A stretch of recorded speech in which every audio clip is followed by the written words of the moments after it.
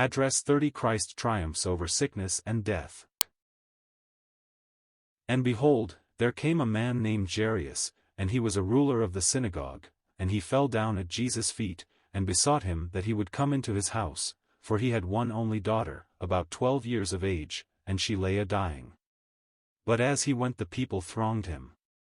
And a woman having an issue of blood 12 years, which had spent all her living upon physicians, neither could be healed of any, came behind him, and touched the border of his garment, and immediately her issue of blood stanched. And Jesus said, Who touched me? When all denied, Peter and they that were with him said, Master, the multitude throng thee and press thee, and sayest thou, Who touched me? And Jesus said, Somebody hath touched me, for I perceive that virtue is gone out of me. And when the woman saw that she was not hid, she came trembling, and falling down before him, she declared unto him before all the people for what cause she had touched him, and how she was healed immediately. And he said unto her, Daughter, be of good comfort, thy faith hath made thee whole, go in peace.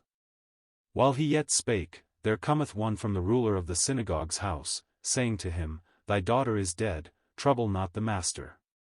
But when Jesus heard it, he answered him, saying, Fear not, believe only, and she shall be made whole. And when he came into the house, he suffered no man to go in, save Peter, and James, and John, and the father and the mother of the maiden. And all wept, and bewailed her, but he said, Weep not, she is not dead, but sleepeth. And they laughed him to scorn, knowing that she was dead. And he put them all out, and took her by the hand, and called, saying, Maid, arise. And her spirit came again, and she arose straightway, and he commanded to give her meat. And her parents were astonished, but he charged them that they should tell no man what was done. Luke 8 verses 41 to 56. There are two incidents in this passage of Scripture which are closely connected. Jairus was the ruler of the synagogue, that synagogue which had been built for the Jews by a Roman centurion, whose ruins have been recently discovered, and are still to be seen. The ruler, with a sad heart, came and fell down at Jesus' feet. He had only one daughter, about 12 years of age. I imagine every parent of a sick daughter can share his feeling. This daughter was the light of her father's eyes and the joy of his soul. It seemed as though no power on earth could save her. But Jairus believed that Jesus had power and could heal his daughter, therefore he sought him out, and in an attitude of supplication, pleaded with him to come to his house and heal his daughter. The Savior immediately started to go with him. On the way, as the crowd thronged him, a woman who was suffering from a constitutional illness, having heard that Jesus was in the way, said in her heart, Perhaps he could do something for me. So she endeavored to reach him. It is a remarkable fact that Luke the physician should write that this woman had spent all her living upon physicians. Many of the physicians were of an honorable character, but they could not heal her. Luke recognized the case and the futility of it. She had suffered from the use of all kinds of medicines and drugs of those days which were used in her type of disease. She had suffered many things of many physicians, Mark records, but found no relief, rather, she became steadily worse. When she learned that Jesus was in the city, she recalled the many instances in which he was reported to have healed people suffering from all kinds of illnesses. Faith sprang up in her soul, and she determined to contact him. He is the great physician. No one came to him for healing on earth and was rejected. His power is just the same now, Jesus Christ the same yesterday, today, and forever. He who of old could speak the word and even death would flee before him, is still Lord over sickness and death. On the other hand, it is well to remember that there is no promise in Scripture that he will always deliver those today who come to him suffering from physical ailments. If this were true, no Christian need ever be sick. Sometimes, instead of healing, he does something better, as in the case of Paul, who sought deliverance from the thorn in the flesh which was causing him so much physical anguish. The Lord said, as it were, I will not free you from suffering, Paul, but I will give you grace to bear it. Some day he will come in glory and we will be delivered from all the effects of sin, sickness, and suffering of every description. That will be the day of the redemption of the body, when these bodies of our humiliation will be made like unto his body of glory. But even now we are at liberty to come to him and ask him to heal us, and to pray one for another that we may be healed, but always in subjection to his holy will. It was in this spirit that Jairus came to him, and in the same way this poor woman sought to get in touch with him. Evidently she shrank from coming out in the open and telling her story, knowing that all those people were looking on, but she said within herself, "If I can only touch the hem of his garment I shall be healed." Every Orthodox Jew wore a blue border on his garment in accordance with the instructions given in the law of Moses, which indicated that he belonged to the God of heaven. This blue border, undoubtedly, was seen upon the garment of our blessed Lord, who was subjected to the law of God in all things. And so, this poor, sick woman, pressing her way through the crowd and reaching out her trembling hand, touched that blue border, and in a moment she felt in her body that she was free of her disease. Filled with thankfulness to God, she would doubtless have returned to her own home to fall down before him in prayer and give him glory for what he had done for her through the Lord Jesus Christ, but our Savior did not permit her to go away privately. Jesus turned about and asked, "Who touched me?" All denied, and we are told, Peter and they that were with him said, "Master, the multitude throng thee and press thee, and sayest thou, Who touched me?" It was as though they would reprove him because of his apparently unreasonable question. With so many people crowding about him, he must have been touched by numbers of them, but he drew a very definite distinction between the thronging and touching him in faith. He replied, "Somebody hath touched me, for I perceive that virtue is gone out of me." Notice that whenever the blessed Lord healed anyone, he entered with them into their troubles and pains. That is what Isaiah meant when he said, "Himself took our infirmities and bare our sicknesses." It was not on the cross that he did this but in his life here on earth, as he went about doing good and healing all who came to him. It cost him something to deliver people from their sicknesses. He took the burdens, as it were, the suffering, and the grief upon himself, and so, literally, he gave of himself in order that they might be healed. We are told that when the woman saw she was not hid, she came trembling, and falling down before him, she declared unto him before all the people for what cause she had touched him, and how she was healed immediately. It was a wonderful testimony to his power and compassion, and no doubt, brought a great blessing to this woman's own soul when she made her open confession.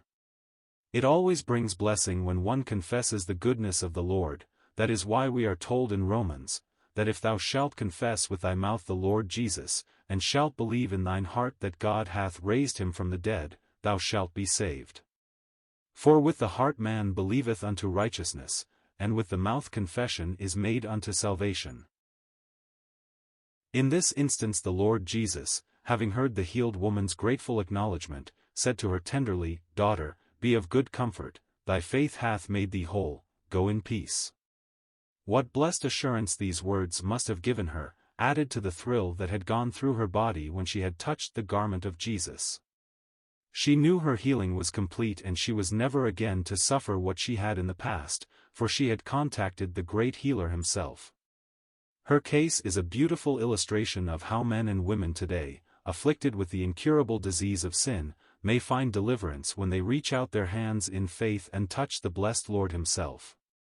Reformation will not give this deliverance, neither will joining the church, nor participation in sacramental observances, but Jesus himself received in faith gives immediate salvation.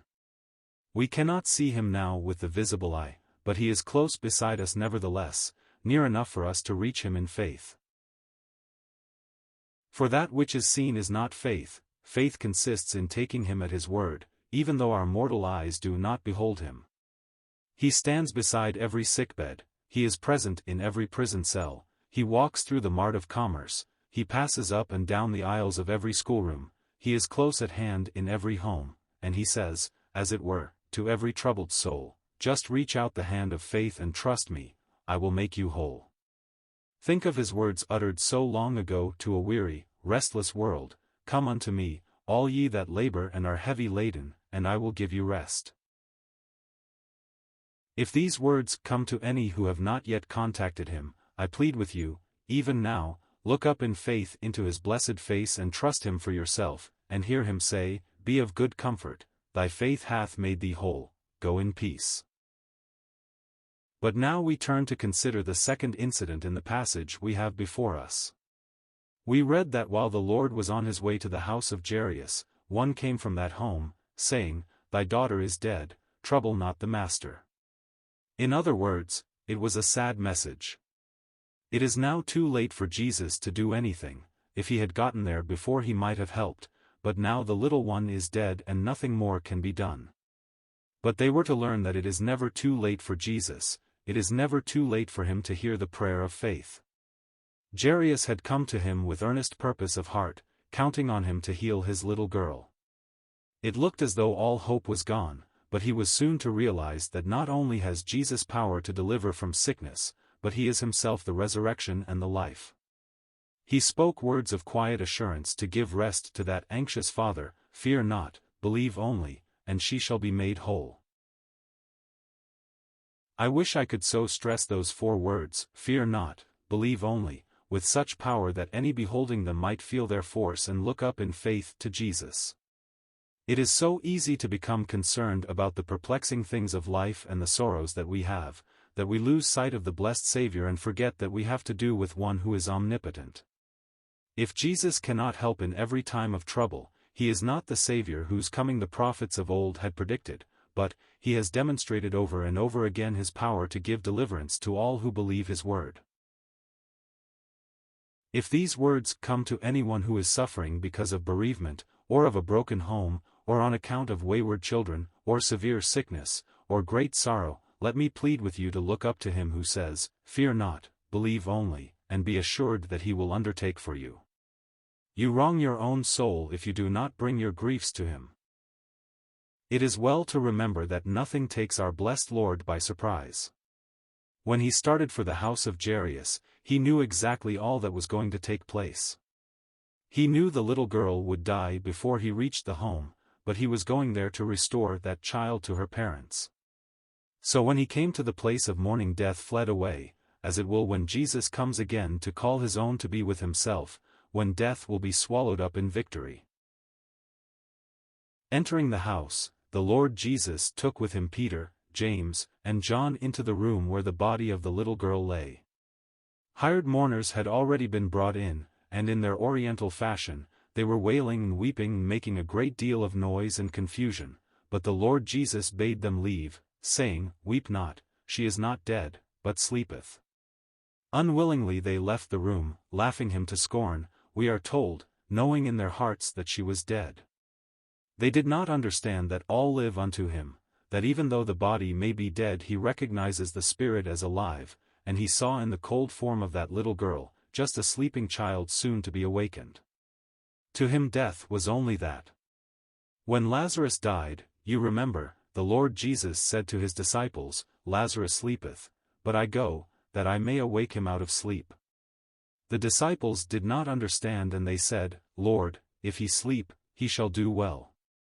Then Jesus said plainly, "Lazarus is dead." And so he said of the little girl, "She is not dead, but sleepeth." When all had left the room save the parents and the 3 chosen disciples, the Savior took that little girl's hand in his and said, "Maid, arise." Or, it might be, "Little girl, wake up." Instantly, the flush of life came back into those hitherto pale, cold cheeks, the warmth of blood circulating anew went through the entire body, for her spirit came again, and she arose straightway, and he commanded to give her meat. What a moment of joy it must have been to the parents as they clasped their darling in their arms again alive and fully recovered from her disease. While all this took place literally just as it is written here, it is also a wonderful picture which depicts the way in which those who are dead in trespasses and sins are brought into life through Christ. When a boy or girl puts his trust in the Lord Jesus, immediately he receives divine life, or, whether it be an adult, after years in which it has been demonstrated that the person is dead in trespasses and sins, when Jesus speaks and he hears the Savior's word, he is quickened into newness of life. But the young convert needs food in order to be strengthened and built up, and so, just as the Lord Jesus commanded that something to eat be given the little one, so today young Christians need the sincere milk of the word that they may grow thereby. As we think of the joy of Jairus and his wife when their little one was restored to them, we may well look forward with eager expectation to the wondrous moment when millions of parents are going to rejoice when the tombs give up their dead, and their dear ones, who have been taken from them here on earth, shall be given back to them in that glorious day of Christ's triumph. All who have died in Christ will be in that resurrected company, and we may be assured that loved ones will seek each other out and will know even as they have been known. When I shall meet with those that I have loved, grasped in my eager arms the long removed, and know how faithful thou to me hast proved, I shall be satisfied. How sweet the words of Jesus, I am the resurrection and the life, he that believeth in me, though he were dead, yet shall he live, and whosoever liveth and believeth in me shall never die. Just one added thought, and it is this: there are experiences so sacred between the soul and the Lord that others could not comprehend, and might thoroughly misunderstand if we said much about them. The Lord Jesus charged these astonished parents that they should tell no man what was done. It was to be something between him and themselves, it was altogether too sacred to be talked about, unless, indeed, as commanded of the Lord. And so, there are precious things revealed to the soul in communion with Christ that are not meant for the outside world. His gospel we are to give to everyone, but there are some things too precious to pass on to those who have no knowledge of Christ.